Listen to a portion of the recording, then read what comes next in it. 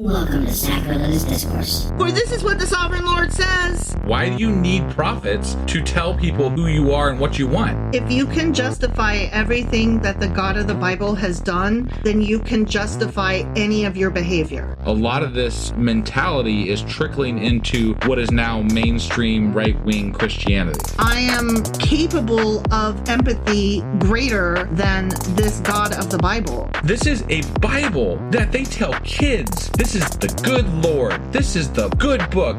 He is fantasizing about murder, mass murder. Head over to sacrilegiousdiscourse.com right now to find out how to leave us a review or support us on Patreon.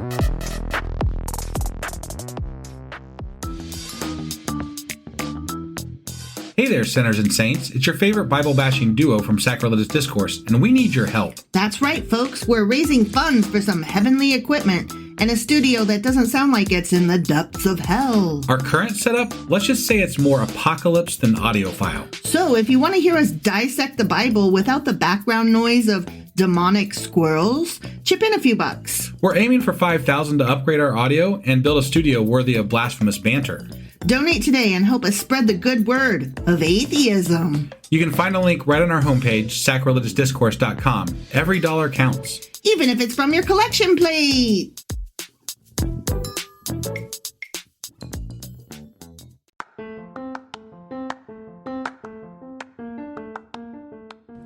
Welcome to Sacrilegious Discourse. I'm husband. And I'm wife. Together, we're reading the Bible for the very first time. We grew up without religion and wanted to know what all the fuss was about. Well, what have we learned so far? That God is a dick, and apparently some people believe in talking donkeys. We're not trying to pass ourselves off as experts. Nope, we're just reading the Bible for the first time and giving our first take reaction. If you'd like to join us in this venture, you might consider starting at episode 1. Otherwise, jump in wherever you like. All right, let's go read the Bible. Yeah, let's get to it. Husband! Wife! Guess what we're doing today? Well, we're starting a new book of the Bible. We are! What is it? It's what I like to call Ezekiel. No. Ezekiel. Yes. Okay. That is correct. EZK? No. No? Okay. So, yeah, we're starting a new book of the Bible, which is Ezekiel. Indeed. I kind of threw you off with that, yeah? Yeah. So do you have anything to say before we get into this, or are we just hopping in? Just want to let you know ahead of time up front. Yeah? I think this book is going to be fucking wild. Wild, huh? Wild. I think that's the first time I've heard you use that descriptor for a book of the Bible. So. I'm not saying good or bad, just wild. Okay. All right. Well, I'm kind of excited now. As well you should be. All right. You ready to do this? I am, yes. Let's get into it. Okie dokie.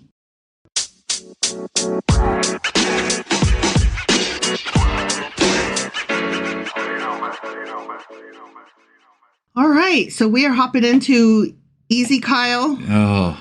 God. Okay. Ezekiel Chapter 1.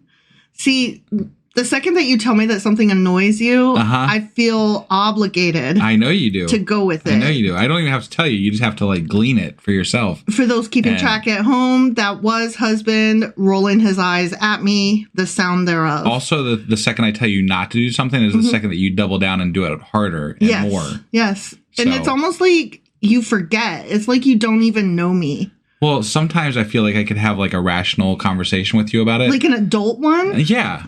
But then that doesn't ever work out correctly. Ever. Yeah. No.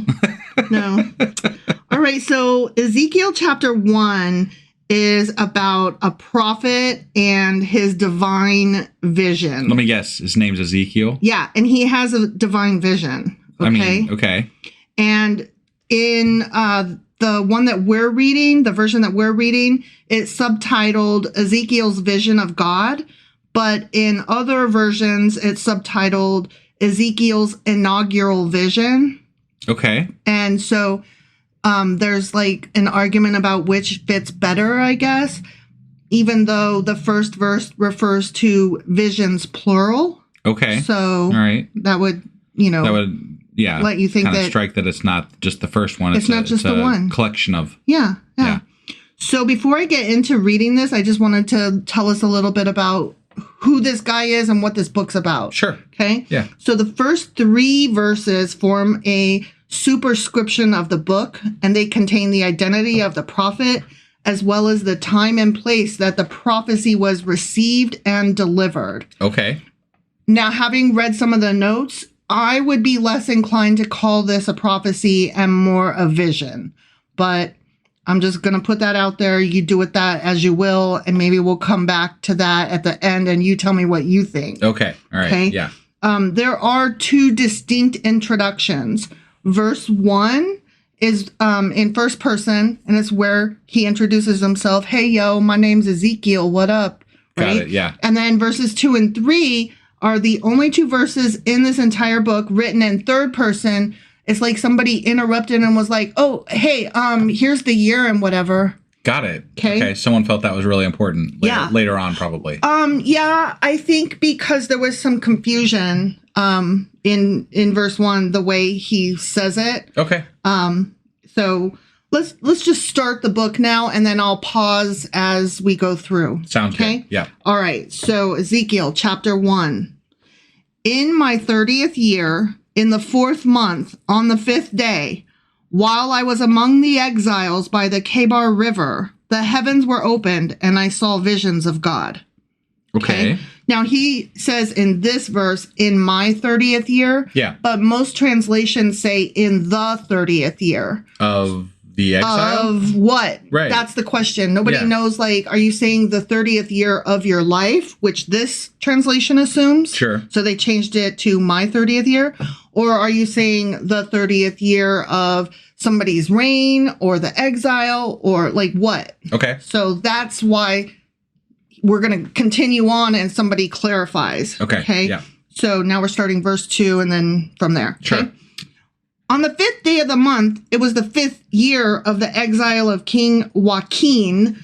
The word of the Lord came to Ezekiel the priest, the son of Buzi, by the Kebar River in the land of the Babylonians. There the hand of the Lord was upon him. So this sounds like he is one of the ones that got exiled earlier on and is out there in Babylon, right? Is that maybe correct? That is actually 100% correct. Okay.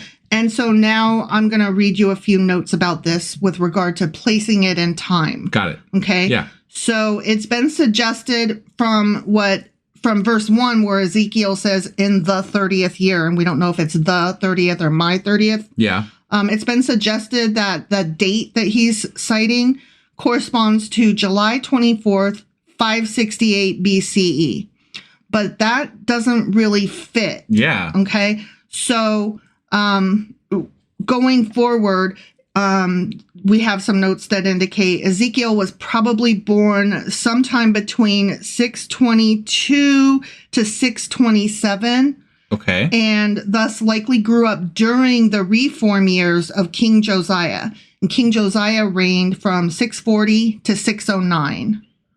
Okay. So, and then he was born right in the middle of that. Got it. Yeah. So Ezekiel had already been in Babylon 5 years and was now 30 years old, the age at which he normally would have begun his priestly services in the temple in Jerusalem. But he's not in Jerusalem. Right. So he's in exile. He's in exile. Okay. Okay. And so then I've got a little timeline here. Okay. Sure. Just to put everything into context. Yeah. Okay. So in 640, Josiah takes the throne. He's king. Okay. Okay. Sometime between 627 and 622, Ezekiel is born. Okay. Okay. And then in 609, Josiah's son Jehoahaz is briefly named king, but he's replaced by Joachim at the order of Necho of Egypt. Sure. Yeah. Okay.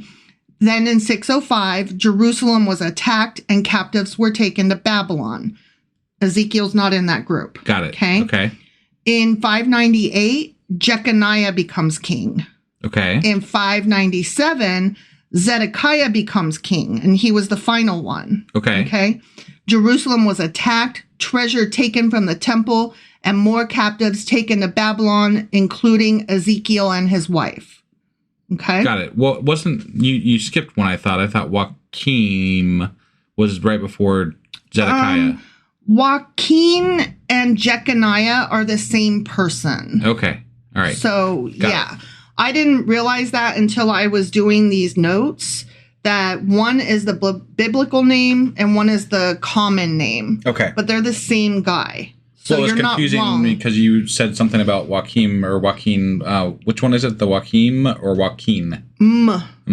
Okay. The one so you said something about him when you were talking about Ezekiel just a minute ago. So and then we skipped it as to like that was one of the people that they had exiled. So, I was just curious. Yeah. Yeah.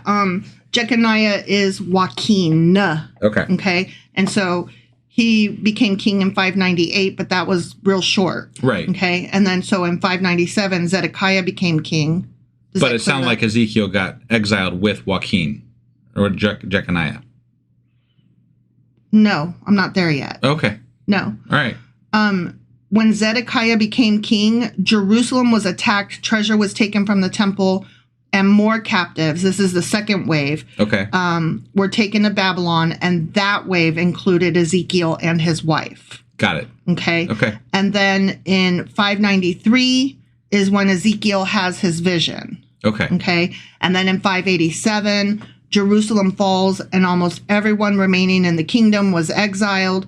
Zedekiah, the last king of Judah, is blinded and imprisoned. Sure. Okay? Mm-hmm. So we have a better sense of what's Where going on. it is and what's going on, right? So the verses 2 and 3, like I said, they're not Ezekiel's. They're an added interruption, and we don't know who did that. Sure. Okay? Okay. All right. So let me go back now, and we're going to just continue on. Okay. So we've read the first 3 verses and already had tons of notes, but I felt like it was important to understand how this all fit together. Set the stage. Yeah. Yeah. Okay, so now we're getting into his vision. Ready? I'm ready. I looked and I saw a windstorm coming out of the north, an immense cloud with flashing lightning and surrounded by brilliant light. The center of the fire looked like glowing metal, and in the fire was what looked like 4 living creatures. Whoa. In appearance, their form was human, but each of them had 4 faces and 4 wings. What? This guy needs to lay off the drugs. Right? Yeah. Their legs were straight. Their feet were like those of a calf and gleamed like burnished bronze. Under their wings on their 4 sides, they had human hands. All 4 of them had faces and wings. And the wings of one touched the wings of another. Okay. Each one went straight ahead. They did not turn as they moved. Their faces looked like this.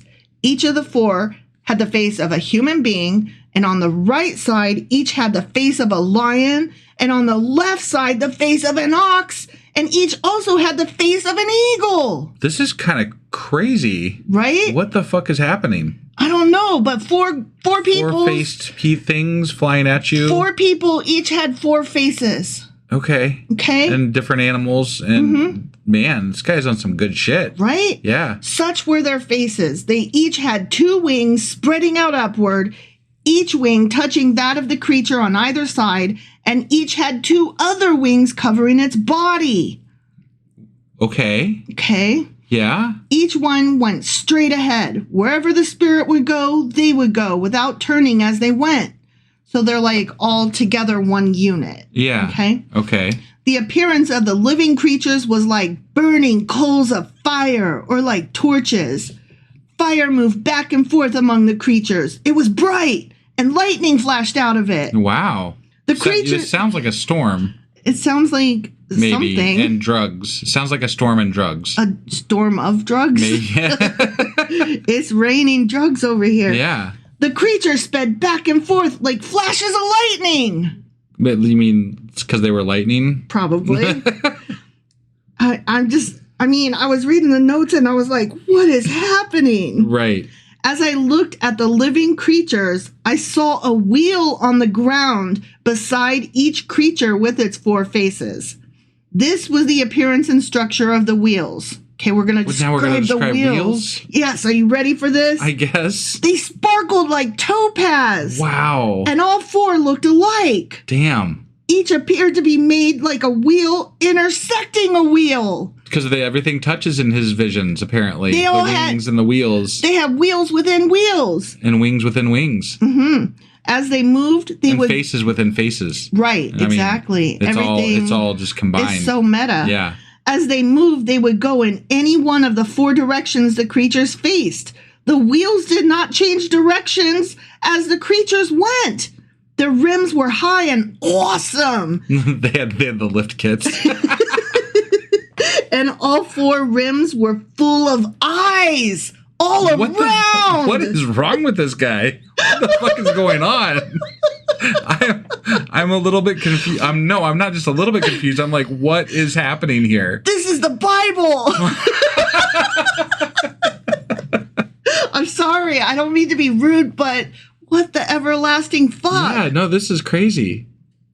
When the living creatures moved, the wheels beside them moved. And when the living creatures rose from the ground, the wheels also rose. Wherever the spirit would go, they would go. And the wheels would rise along with them. Because the spirit of the living creatures was in the wheels. Oh, Jesus Christ. We're talking about a living creature. Mm-hmm.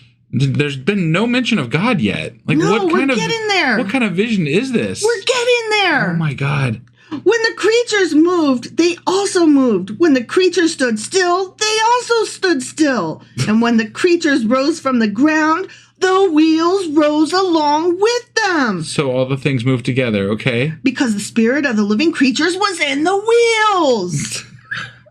It was in the wheels. Do you hear me? What is this in the Bible? Just listen. What the fuck is this? Listen with an open heart. You have to open your heart, okay? Okay. Spread out above the heads of the living creatures was what looked like something like a vault. A vault, huh? Sparkling like crystal and awesome.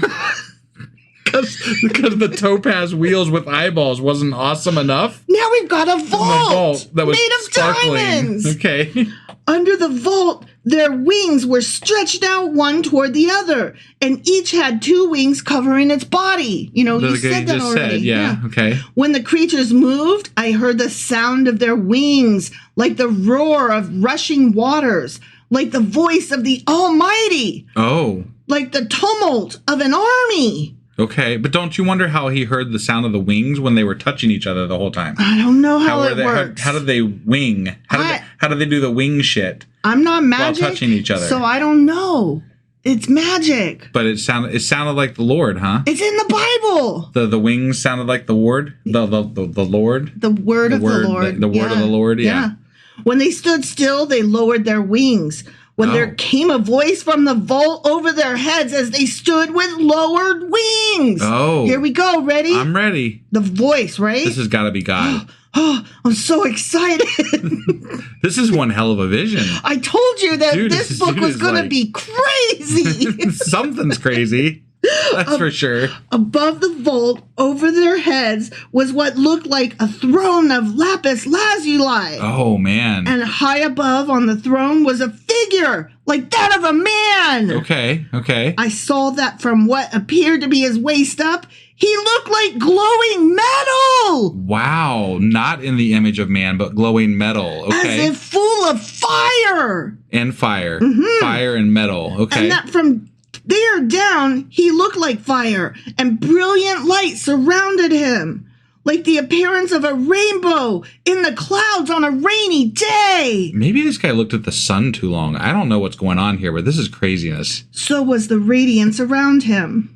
Okay. This was the appearance of the likeness of the glory of the Lord. So it's not the Lord, it's a likeness of the Lord. Because, we can't see the Lord with our bare human little stupid puny eyeballs. So there's a likeness of the Lord in the sky. In a vault. In a vault above crazy ass angels that with four heads and wheels that have topaz eyeballs. and eyeballs in them or something. Okay. When I saw it, I fell face down. I suppose I might if I saw that. And I heard the voice of one speaking. Okay. The end. Chapter 1. Yes. This is our introduction to Ezekiel. That's why I was like, this book is going to be wild. Okay, now I have some notes. Okay. And I got to read you these notes. Okay? All right, yeah. So this description where he says the appearance of the wheels and how they looked alike and the wheel was intersecting the wheel. Yes. This becomes the inspiration for the construction of the Ezekiel airship. And what the fuck? Okay. Yes. What is happening? Yes. We have to talk about this. This is a rabbit hole. And sorry, guys. I was like, we gotta get to this airship. Okay? Okay. The Ezekiel airship was an early experimental aircraft conceived, designed, and built by the Baptist minister Burrell Cannon. Of course, his name was Burrell. An experienced sawmill operator born in 1848 in Coffeyville, Mississippi. Okay. All right. Inspired by and named after the book of Ezekiel, the craft's design featured 4 wheel-within-a-wheel paddle wheels powered by a 4-cylinder gasoline engine. There are unverified claims that it was flown in 1902 in Pittsburgh, Texas, a year before the Wright Flyer flew at Kitty Hawk, North Carolina. And that's a little personal because, you know, the Wright brothers came from Ohio. Yeah. So right. In fact, our hometown, Dayton. Yeah.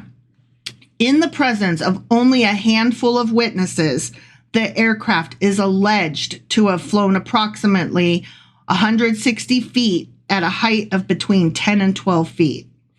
There is, of course, no physical evidence that such a flight ever took place, and most historians have generally discounted any claims that the airship ever flew. Okay. The original aircraft was destroyed in a storm near Texarkana en route to St. Louis for the 1904 World's Fair. Got it. Okay.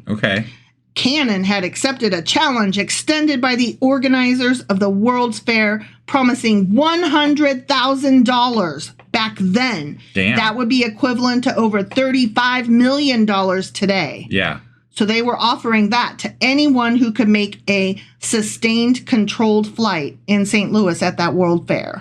And so it, you know, got destroyed on the way. Yeah. And then in 1922, Cannon's original plans were destroyed in a fire. Oh, man. Yeah. This all sounds very convenient. Well, it's been reconstructed and is now in a museum in North Carolina. Oh, okay. So you can go see it. Yeah. Burrell Cannon has been described as a Renaissance man in an industrial age. Cannon had a strong command of engineering principles, and he held patents for 6 different inventions, including designs ranging from marine propellers to windmills to cameras. This guy was a tinkerer. He was a flim-flam man, in my opinion. He apparently spoke 8 different languages and did his preaching on the side before moving into tinkering and inventing.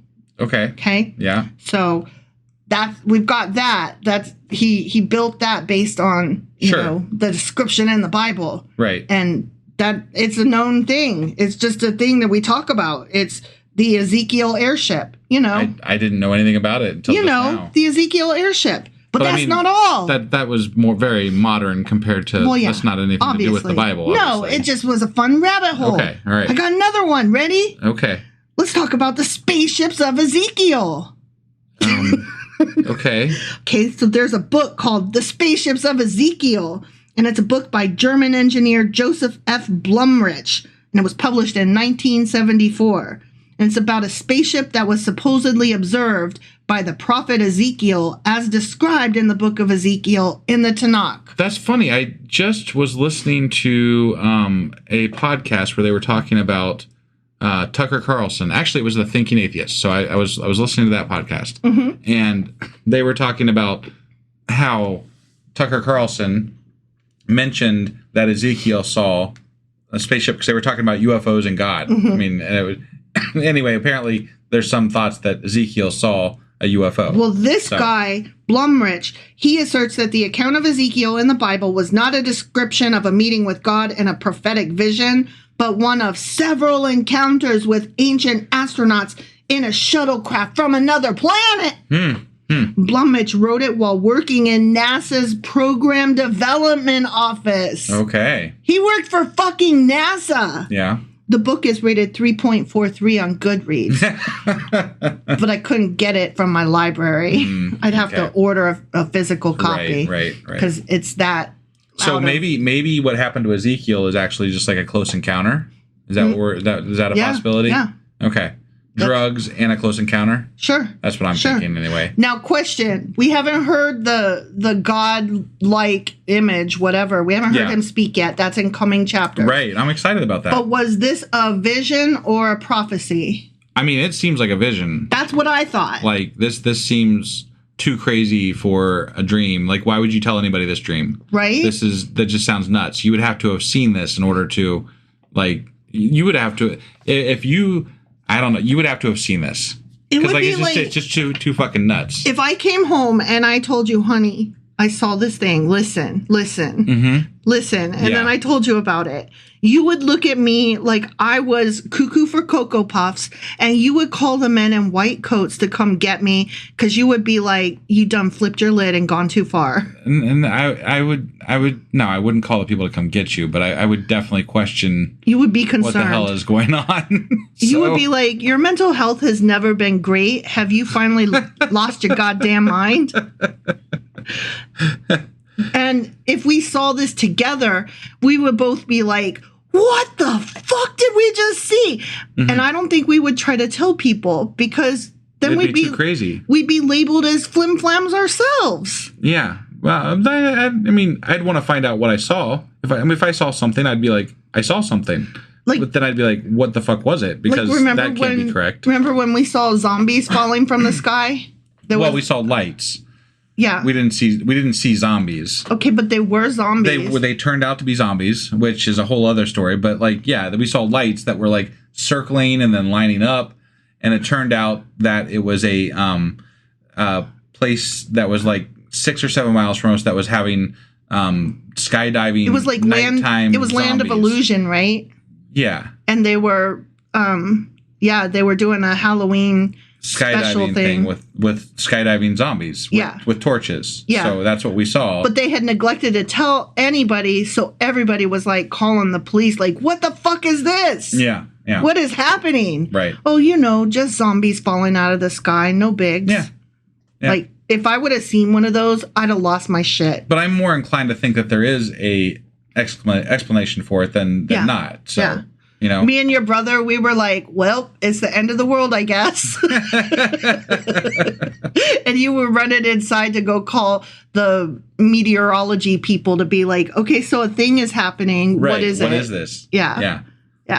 So anyway, we got way off on topic on this one. I mean, maybe not, though. Maybe Ezekiel was seeing some, skydiving zombies.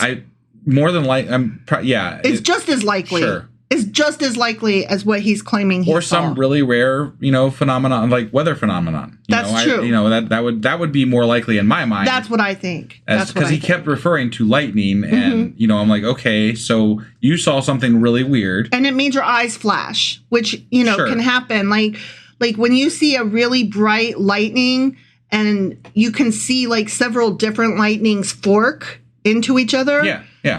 Your eyes, it'll be like you just looked at the sun, and your eyes will you will have impressions of light and stuff like that are going to be there, and you can't see correctly after that. That's happened to me before. So who knows? I'm what thinking the fuck? really weird weather phenomenon. That's what I'm thinking happened here. And if anything happened at all, like if we're assuming that this actually happened and this just isn't all a lie, right? It was something weird weather phenomenon. Yeah, that's all. I wonder if there's a way to trace storms. No, that would not from 2,000 years ago. I know. I'm just man, if we could trace weather like that, though, to find out what kind of shit was happening. I know you could track meteor showers and stuff like that. Yeah, and that kind of thing. Right. But not just lightning storms. No, not just lightning storms. I know. I'm thinking out loud. So okay. All right. I was just that would be cool to be no, this thing happened there, and that's what he saw. No, but we can say what's more likely. Was it a weather phenomenon, or was it fucking what he described here? A god. The more likely is that it was a weather phenomenon. Because Because that's just that was just described to us here in the Bible. That's weird. That's fucking nutty. It's weird. Like, what an odd configuration of items to smash together. Yeah. He's a weirdo. I mean, he's probably been inundated. If he was going to be a prophet, he's probably been inundated. No, he was going to be a minister. He got tapped to be a prophet. Regardless, he's spent his whole life being in the religious world of that time. So he's been inundated with imagery and beliefs and things like that. And then he sees something weird, and he's going to attribute weird things to it. Facts. That's what I think probably, if this happened, is what happened. So.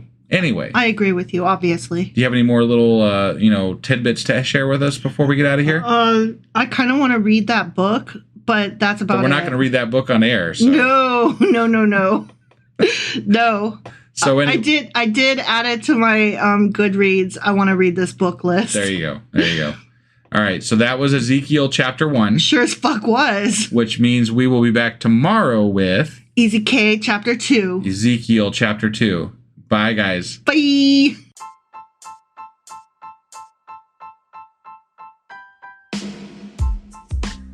Hey, wife, I guess that's the end?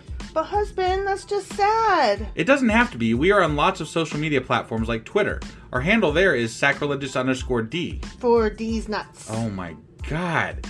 Stop doing that. Anyway, we're also on Facebook, Instagram, and Pinterest. There's a link to all of our social media sites at our website. Ooh, we have a website? Yeah, it's sacrilegiousdiscourse.com, where you can also find a link to our merch shop. We have a merch shop? Yep. We have podcast-themed clothing, mugs, notebooks, and more, as well as an atheist and science-themed products. Wow, our fans should really go check that out right now. Definitely. They can get in touch with us by sending an email to sacrilegiousdiscourse@gmail.com. But before they do that, we could really use some help. Oh yeah? With what? Well, it's not free running the podcast, and we need some financial support in order to get better equipment, which will free up time so we can concentrate on our podcast and our fans. Okay, so what should they do? Head over to patreon.com/sacrilegious discourse and sign up as a contributor on our podcast. Supporters there receive additional bi-weekly episodes that we record just for our Patreon members for as little as $2 a month. Also, we'd really appreciate it if you would like and subscribe on whatever platform you're using. And Apple Podcast reviews help us out tremendously. Like and subscribe. Leave an Apple review. Join us on Twitter. Support us on Patreon. That's a lot of instructions. Don't forget to say thanks. Thanks. Okay, bye.